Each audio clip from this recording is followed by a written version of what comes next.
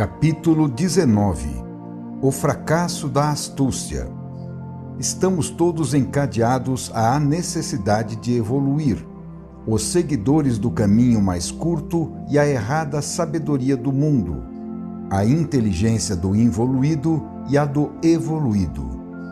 Continuemos falando de nosso grande guia, a lei de Deus. As conclusões práticas aqui apresentadas, como já dissemos, estão relacionadas com as teorias que explicam as causas primeiras das coisas e que foram tratadas em nossos livros. É naquelas teorias gerais que as conclusões observadas no terreno da conduta humana encontram sua raiz, explicação e justificação, garantindo-nos com isso a certeza de sua veracidade. Ao mesmo tempo, porém, é nesta sua aplicação prática, no plano controlável da nossa realidade, que aquelas teorias, em si mesmas incontroláveis experimentalmente, devido ao seu grande afastamento da nossa vida cotidiana, encontram sua confirmação e, portanto, sua verdade. Verifica-se assim o fato de termos, de um lado, as longínquas teorias gerais e, de outro lado, as suas consequências particulares, mais próximas de nós e, portanto, mais compreensíveis, ambas escorando-se e sustentando-se reciprocamente, uma fornecendo a prova da verdade da outra, num sistema único, em que a teoria e a prática harmonizam-se e colaboram, com uma realidade confirmada pela outra. Com isso, atingimos nosso escopo de esclarecer tudo, explicando e demonstrando. Seria absurdo pensar que nossa palavra pudesse ter o poder de transformar o mundo. Isto cabe apenas a Deus, pois só Ele possui e pode usar os adequados meios apocalípticos para tanto. Nós podemos apenas explicar como tudo isso funciona e por que vemos sucederem tantos desastres no mundo. A tarefa de corrigir o erro pertence à dor, que existe por esta razão e disso está encarregada. Para amadurecer os involuídos, são necessários choques proporcionados à sua ignorância e insensibilidade. Para os surdos ouvirem, é preciso mais que pregações. É necessária uma voz que seja, por si mesma, entendida claramente por todos. É indispensável sofrer para aprender. Se existem no mundo tantas dores, é porque a escola está funcionando bem.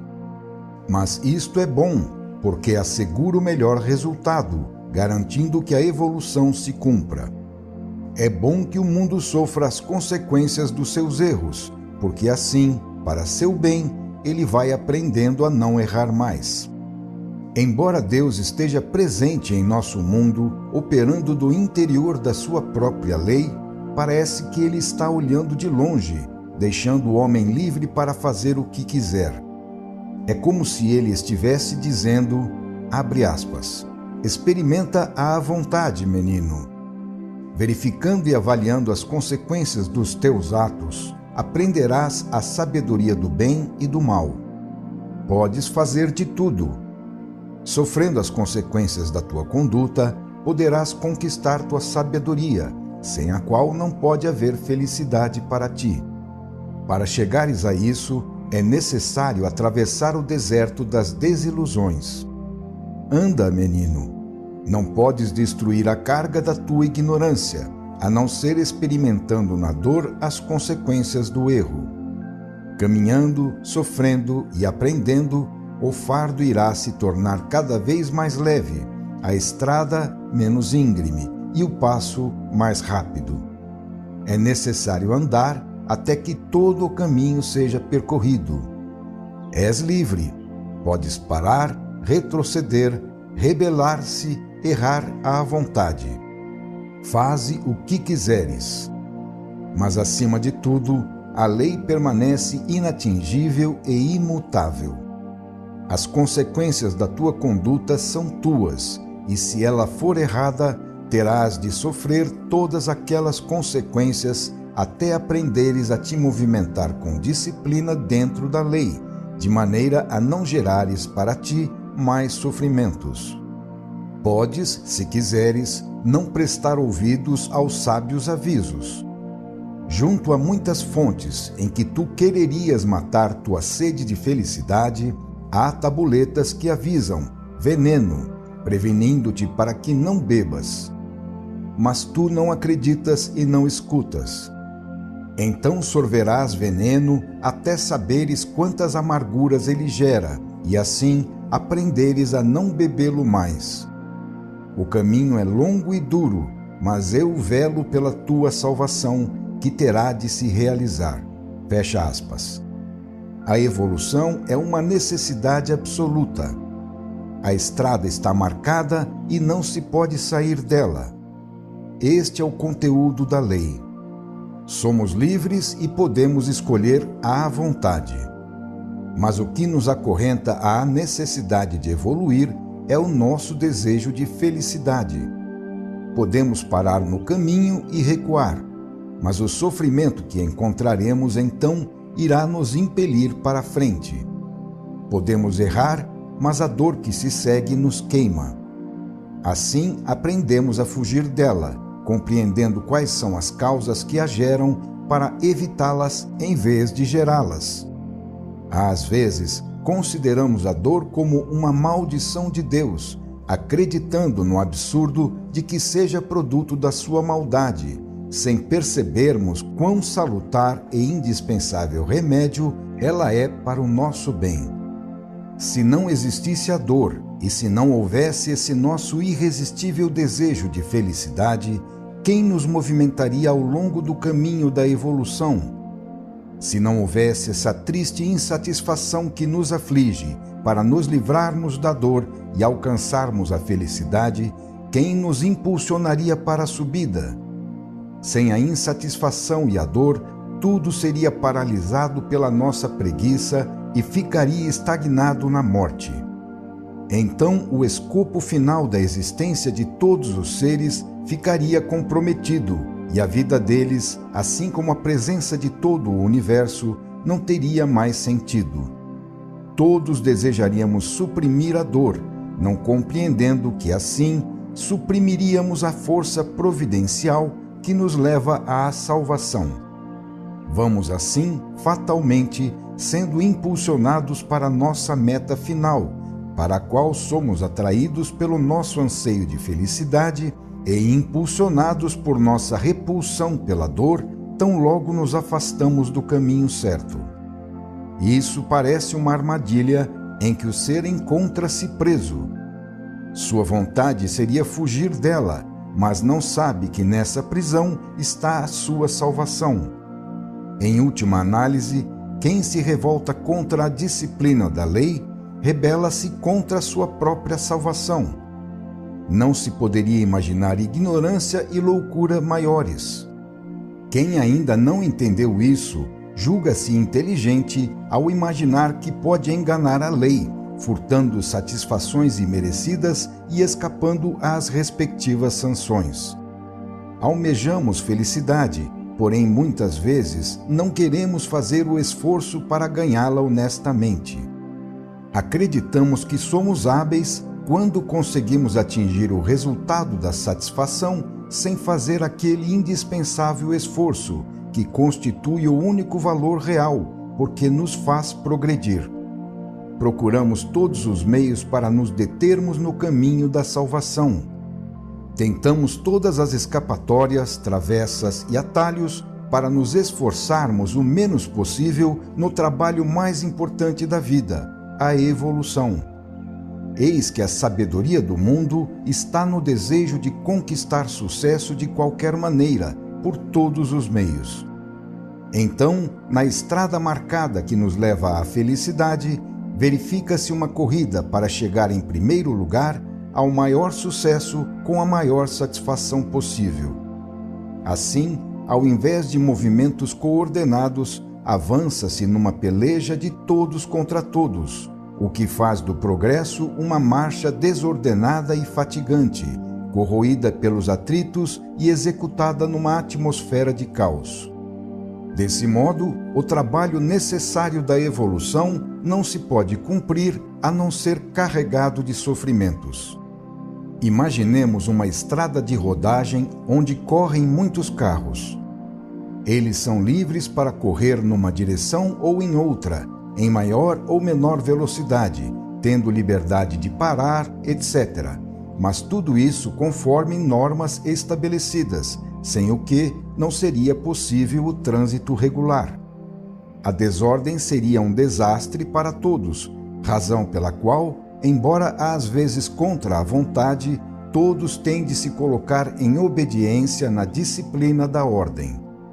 O caminho da evolução, ao longo do qual se desenvolve a série das nossas vidas e onde andamos todos juntos, é parecido com aquela estrada onde correm os carros, pois nele também, para que a marcha não se transforme numa confusão dolorosa, existem normas, sem as quais a caminhada regular não é possível. No entanto, embora a desordem torne-se um desastre para todos, nem todos colocam-se em obediência na disciplina da lei. Ao contrário, a maior inclinação do indivíduo parece consistir em pensar apenas em si mesmo, descuidando-se dos prejuízos que pode ocasionar aos outros. Surgem assim os astutos, sempre trilhando o caminho mais curto. A sua maior tentação é saltar à frente dos outros. Escolhem as estradas mais fáceis, que encurtam as distâncias para serem os primeiros por qualquer meio. Infelizmente, a inteligência deles desenvolve-se apenas neste nível primitivo do individualismo caótico, sendo ainda incapaz de compreender qualquer forma orgânica de funcionamento coletivo. Em nosso mundo, acontece então o que aconteceria numa estrada onde cada carro corresse por sua conta, sem regra alguma, procurando vencer os outros, passando à frente deles. A sabedoria desses astutos, que se julgam tão hábeis e querem somente a sua própria vantagem, acaba naquilo que sempre vemos acontecer, em esmagamento recíproco, revoluções, guerras e destruições. Mas no fim, quem vence não é um vencedor, pois restam apenas o caos e o sofrimento que permanentemente dominam o mundo. O mundo está cheio de astutos no encalço do caminho mais curto. Eles estão presos às suas miragens de felicidade em busca de riqueza, glória e poder. São impelidos pela cobiça, pelo orgulho e pelo desejo de domínio. Eles pensam assim, abre aspas, por que escolher o caminho longo do trabalho honesto, do verdadeiro valor, com uma finalidade de bem, que nos dê direito à recompensa merecida conforme a justiça, quando o atalho está logo ali, pronto, convidando-nos a encurtar o caminho? Fecha aspas. Para os conhecedores da ciência do proveito imediato, em curto prazo, é lógico praticar esse outro método, menos fatigante e mais vantajoso. Trabalhar e produzir seria uma loucura para eles, quando podem com o roubo enriquecer mais fácil e rapidamente, satisfazendo o próprio orgulho para chegar à glória com o engano e a mentira, quando há tantos atalhos para chegar ao poder e, desse modo, saciar o próprio desejo de domínio. Assim pensam e fazem os astuciosos, enquanto olham com desprezo para os simples que avançam ordenadamente na estrada de todos. Mas nem por isso deixa de subsistir a lei, que, empurrando os astutos para o abismo, procura, com a destruição deles, libertar a vida dos elementos parasitários, que semeiam tão somente a desordem e o sofrimento. Poderíamos nos perguntar por que acontece tudo isso? Como se explica essa loucura? A loucura é um problema de pobreza de inteligência. A tarefa da evolução é desenvolver essa inteligência, pois todo ser possui maior ou menor inteligência conforme o grau de desenvolvimento atingido. Ela começa a aparecer como um fenômeno de superfície, quando o indivíduo apenas compreende os efeitos imediatos dos fatos que abrange com os sentidos, e tende depois a se tornar sempre mais profunda, chegando a atingir também as causas longínquas dos fatos e os efeitos em longo prazo.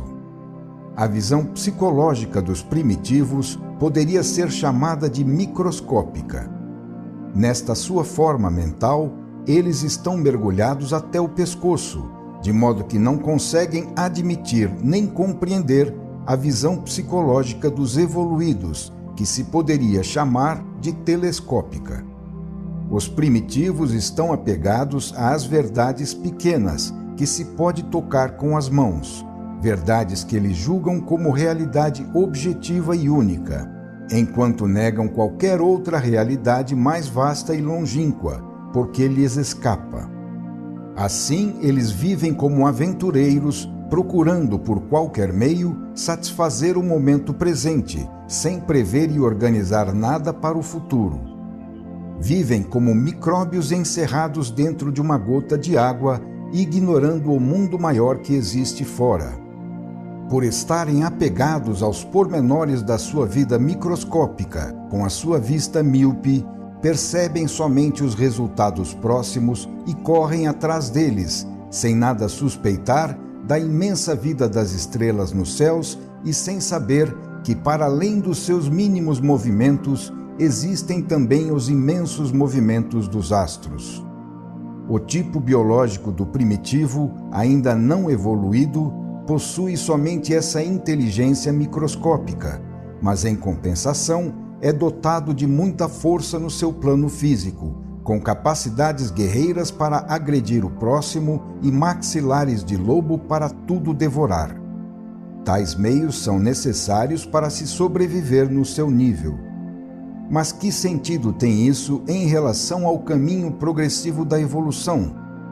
A força, no nível material, representa o capital deixado pela lei ao involuído para ele conquistar a inteligência, que já foi conquistada pelo evoluído e se torna um meio mais poderoso em suas mãos. Na parte inferior da cabeça do lobo está a boca, poderosa na sua voracidade. Na parte superior estão o nariz para cheirar, os ouvidos para ouvir e os olhos para ver, compondo as atividades mais requintadas dos sentidos. No alto, entretanto, está o cérebro para pensar, cuja atividade é necessária para compreender as mensagens dos sentidos e dirigir os movimentos da boca e de todo o corpo. O que acontece então? Para usar a parte física, é necessária a inteligência, que começa assim a se desenvolver através do uso necessário à sua atividade, o que é indispensável para a sobrevivência do ser no seu plano. Eis que a necessidade da luta pela sobrevivência nos planos inferiores leva à necessidade do desenvolvimento da inteligência, que é o meio para sair daqueles planos. Assim, simplesmente pelo fato de existir, a vida tende automaticamente a se deslocar na direção dos níveis superiores, realizando a evolução. O centro vital desloca-se dos maxilares para o cérebro do lobo, até que ele, como aconteceu com o cão em sua convivência com o homem, perde a ferocidade das presas para transformá-la no poder muito maior da inteligência. Não é justamente isso que vemos acontecer na evolução dos seres em sua passagem do estado selvagem ao civilizado? A ferocidade fica abandonada nos planos inferiores para os seres atrasados que ainda permanecem ali, enquanto a inteligência desenvolve-se sempre mais, valorizando as qualidades da mente. Somente neste nosso século passamos a ver os cientistas amparados e admirados. No passado, eles eram desprezados pela sociedade, que os deixava morrer de fome e glorificava tão somente os grandes e ferozes guerreiros. Isto quer dizer que, com a evolução, terão de desaparecer mandíbulas e garras, agressividade e ferocidade, armas de destruição e guerras, para que vença a inteligência criadora e pacífica. A nossa humanidade atual ainda está na fase das mandíbulas e das garras, mas justamente por usá-las está desenvolvendo a inteligência. Eis como se compreende e se justifica a presença de tanta luta em nosso mundo. Tudo na vida existe porque tem uma função a cumprir. De outro modo, não existiria. Se a lei permite que neste nível domine a luta, isto acontece porque a luta representa, para os seres situados neste plano, o melhor meio para desenvolver a inteligência, indispensável ao seu ingresso nos planos superiores.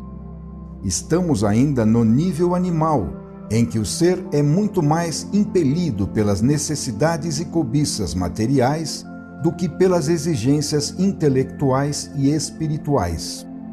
O que domina é o individualismo egoísta e separatista em função do eu, porque a evolução tem de cumprir aí, antes de tudo, a construção da personalidade. Num grau mais avançado, cuida-se, pelo contrário, de realizar um trabalho diferente, destinado a coordenar as personalidades na unidade coletiva da humanidade. Então, a luta entre egoísmos rivais perde todo o sentido, tornando-se um empecilho que é necessário afastar. O herói vencedor das pelejas do nível atual torna-se um criminoso que a sociedade civilizada isola e afasta. Com o progresso, a evolução quer atingir outros objetivos, enfrentando novos problemas, ligados à fase orgânica, desconhecida anteriormente. A evolução conduz à união, e o indivíduo, quanto mais evoluído, tanto melhor sabe viver em forma orgânica. Desponta, assim, uma disciplina que regula as relações humanas e a conduta dos homens para torná-los elementos do novo eu múltiplo, que é a sociedade humana. Em lugar da revolta na desordem, valorizam-se as qualidades de ordem na obediência à lei. Então, rebelar-se contra ela torna-se loucura. Desse ponto em diante, a vida obedece a princípios novos, que o ser pertencente a um plano inferior não pode compreender enquanto não houver superado tal nível. A baixa inteligência, constituída de luta e astúcia, que conduzem à desordem, vai se transformar na inteligência superior, constituída de disciplina e ordem. Sem dúvida, para quem alcançou uma compreensão mais vasta, é um sofrimento ver a inteligência, centelha de Deus, corromper-se em astúcias e enganos. Mas este seu baixo uso justifica-se como sendo um meio para chegar a compreender a inferioridade desses métodos e, assim, acabar por superá-los e abandoná-los. O involuído despreza aquele que não usa seu sistema e que não vence com ele, julgando-o tolo e simplório. Mas a lei é tal que os inferiores têm de usar estes métodos baixos, sobretudo para chegar a encontrar e aceitar amanhã métodos superiores, desprezados hoje por eles. Final do capítulo 19.